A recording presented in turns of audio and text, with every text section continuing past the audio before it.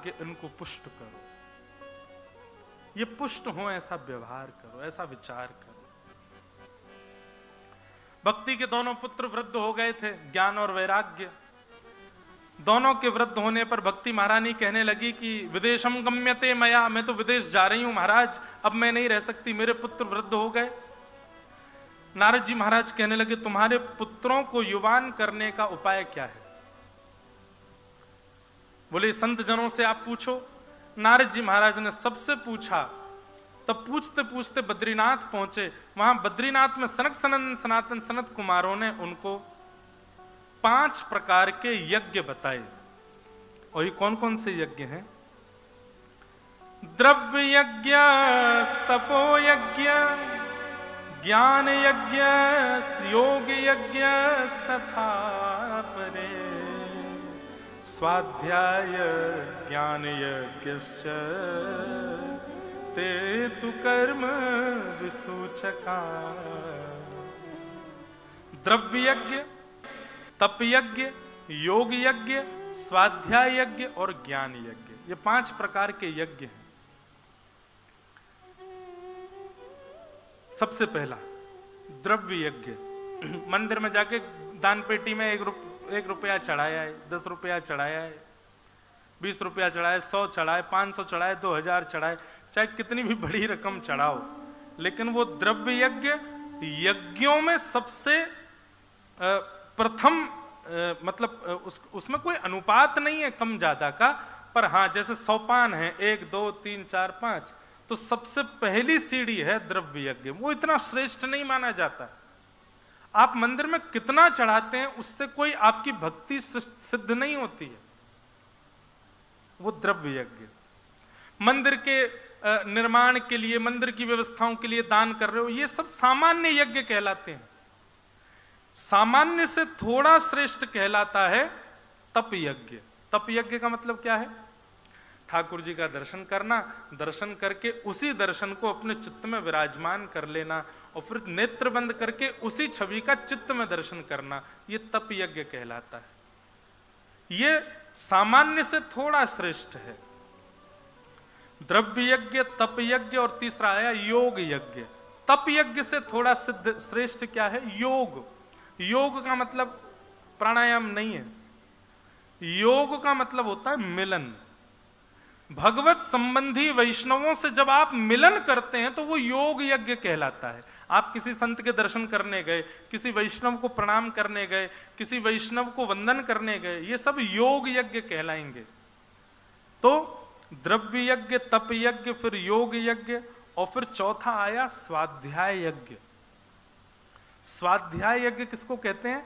बोले आपने जो कथा सुनी, जो सत्संग सुना, जो वैष्णवों से सुना, श्रवण करने के बाद में उसका मनन चिंतन करके अपने ऊपर उसको लागू करना, इसको स्वाध्याय यज्ञ करते हैं। ये बाकी के यज्ञों से श्रेष्ठ है। और सबसे श्रेष्ठ यज्ञ क्या है? बोले ज्ञान यज्ञ। श्रीमद् भागवत की कथा करवाना, श्रीमद् भागवत की कथा करना और श्रीमद् भागवत की कथा सुनना, ये सबसे श्रेष्ठ यज्ञ है। समय पास में कोई दिव्य मंदिर है, वहां के दर्शन का समय है, आप दर्शन को नहीं जा पा रहे, कथा सुन रहे हो, तो उसमें कोई दोष नहीं है। लेकिन दर्शन खुलने के भाव से आप तुरंत कथा छोड़ करके गए तो ये दोष माना जाएगा। और ये बात हम नहीं कह रहे हैं, ये भी शास्त्र प्रमाणित बात है कि आप किसी अन्य विधा के लिए, अन्य उपासना की क्रिया के लिए सत्संग का त्याग मत कीजिए। बाकी भावों का त्याग आप सत्संग के लिए करो, चलेगा, पर सत्संग का त्याग अन्य किसी भाव के लिए करोगे तो वो दोष बन जाएगा।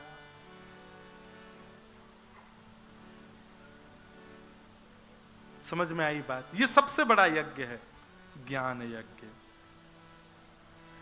सत्कर्म सूचको नूनम ज्ञान यज्ञ स्मृतो बुधैः श्रीमद् भागवतालाप सतु गीत सुकादिभिः। सुखदेव जी ने जो भागवत की कथा सुनाई है श्री परीक्षित जी महाराज को, ये दोनों के बीच का जो संवाद है, ये सबसे बड़ा यज्ञ है। इस यज्ञ का त्याग कभी मत करो। इस यज्ञ का पालन यदि करेंगे तो आपके सारे कार्य सिद्ध हो जाएंगे। हे नारद जी महाराज, यदि आप चाहते हो कि भक्ति प्रसन्न हो जाए, ज्ञान वैराग्य पुष्ट हो जाए, तो भागवत की कथा कराओ, सबसे बड़ा यज्ञ है।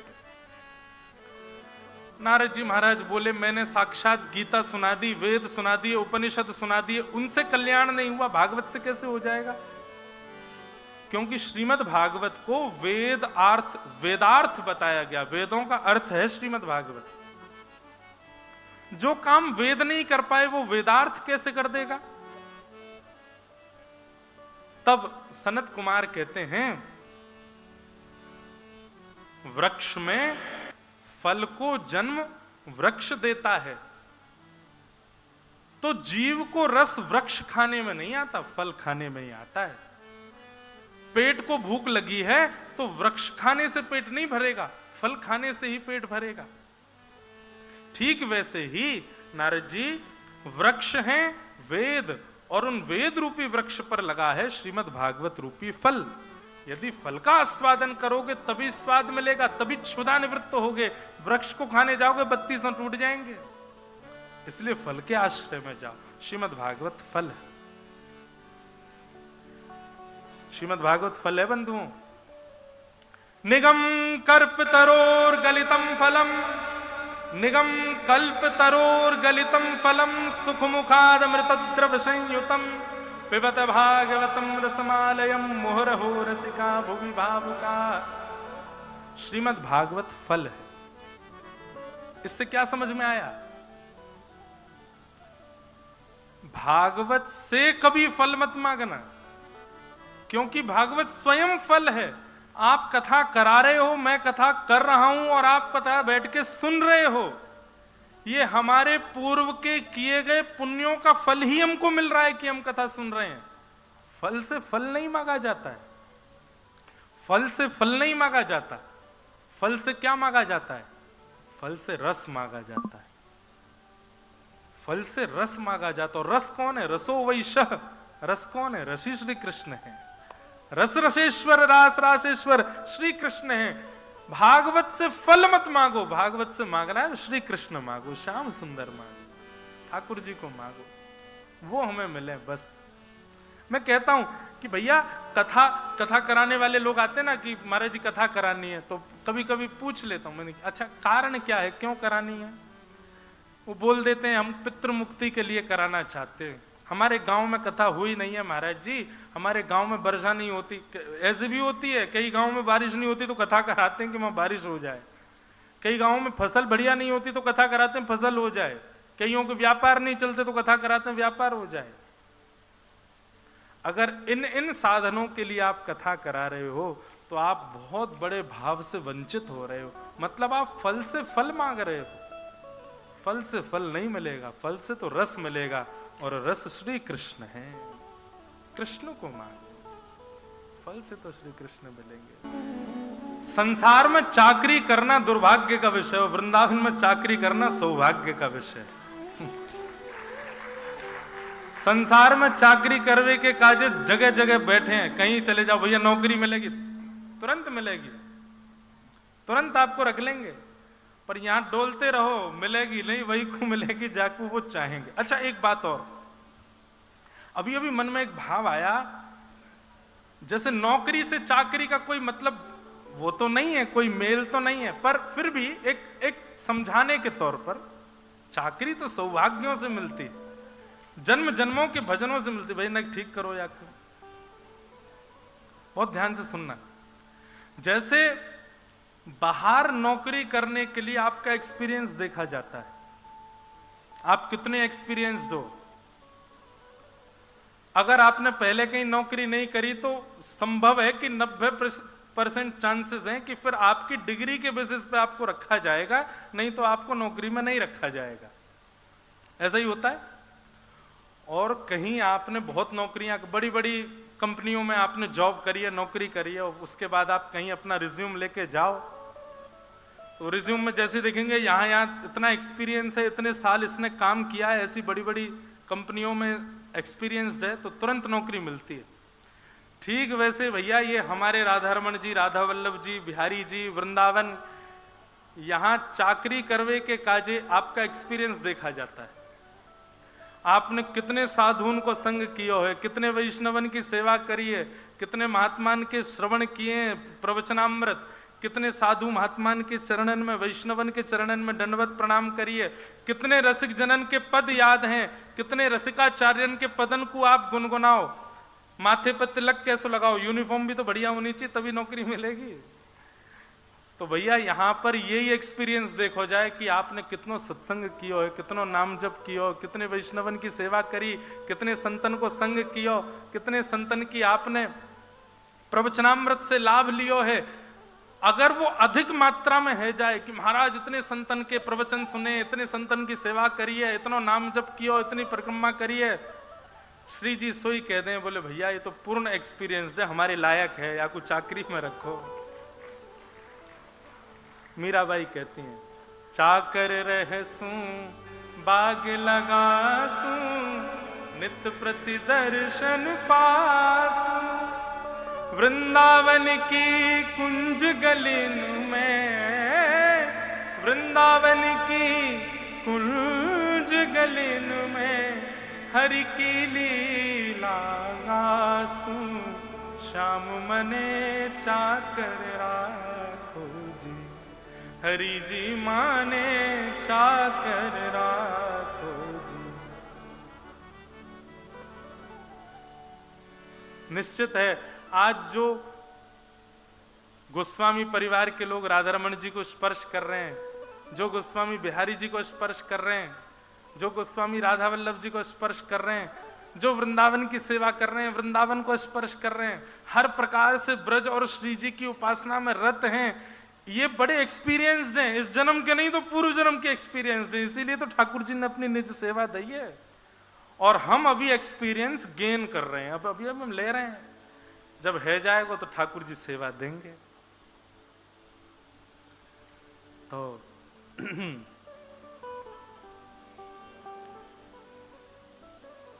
ये मांगो भागवत जी से, हमारी ऐसी स्थिति है जाए, रटू में तेरा नाम यो आठों याम, मुझको राधा कर दो ऐसा।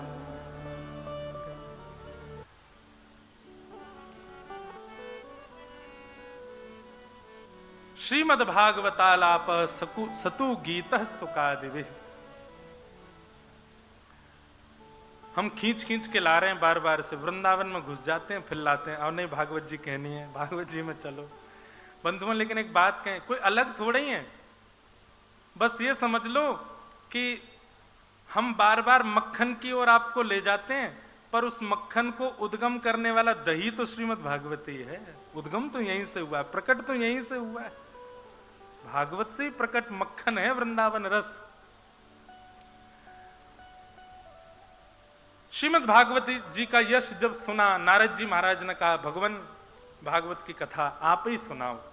तो सनक सनंदन सनातन सनत कुमारों ने बद्रीनाथ से नीचे आकर के ऋषिकेश को ही आनंदवन कहते हैं, वहां पर गंगा जी के तट पर बैठकर के श्रीमद् भागवत की कथा सुनाई। अनेक ऋषि पधारे, संत पधारे, देवता पधारे। पहली कथा हुई भागवत की, प्रथम भागवत कथा।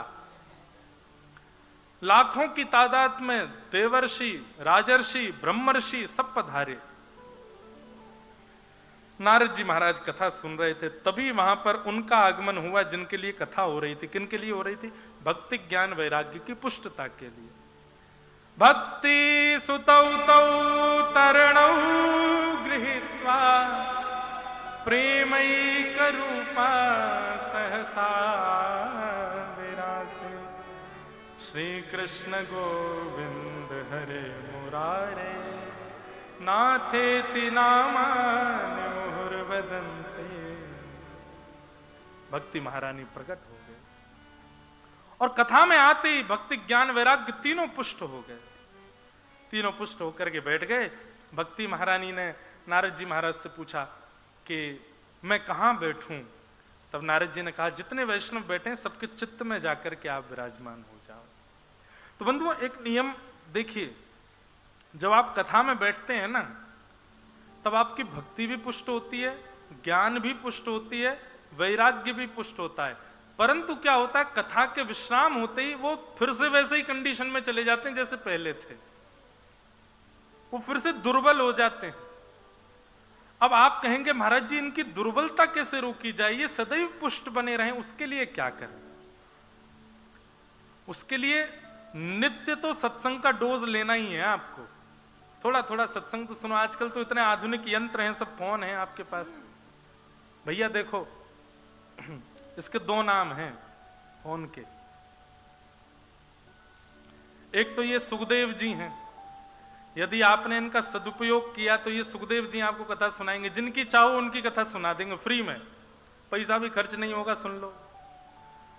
और यदि आप इसका प्रयोग कथा सुनने में नहीं करते तो ये कर्ण पिशाचनी है, ये कानों में पूर्ण रूपेण पिशाचनी के रूप। कल हम लोग परम पूजनीय प्रातस्मरणीय श्री पुरी शंकराचार्य महाराज जी गोवर्धन मठ के पूज्य शंकराचार्य भगवान का दर्शन करने के लिए गए, तो उन्होंने ये नामकरण किया। बोले इसका नाम क्या है? बोले कर्ण पिशाचनी। बोले कर्ण पिशाचनी एक विद्या होती है, उसमें क्या होता है, जो लोग कर्ण पिशाचनी को सिद्ध करते हैं, आप उसके सामने जाकर के बैठो तो वो उसके कान में पिशाचनी आकर के आपके बारे में सब बता देगी। गंदी विद्या होती है कर्ण पिशाचनी। तो ऐसे ही ये है, आदमी अमेरिका में बैठा क्या कर रहा है आपको यहीं बैठे बैठे बता देगा कान में आकर के। बोले ऐसा चल रहा है, ये चल रहा है, इतने का टर्नओवर, इतना कमा रहा है, इतना कर रहा है, ये कर्ण पिशाचनी है। पर ये सुखदेव जी हैं, यदि इनके माध्यम से आप सत्संग का लाभ लेते हो तो भक्ति ज्ञान वैराग्य को पुष्ट करने का एक रूप नित्य सत्संग करो।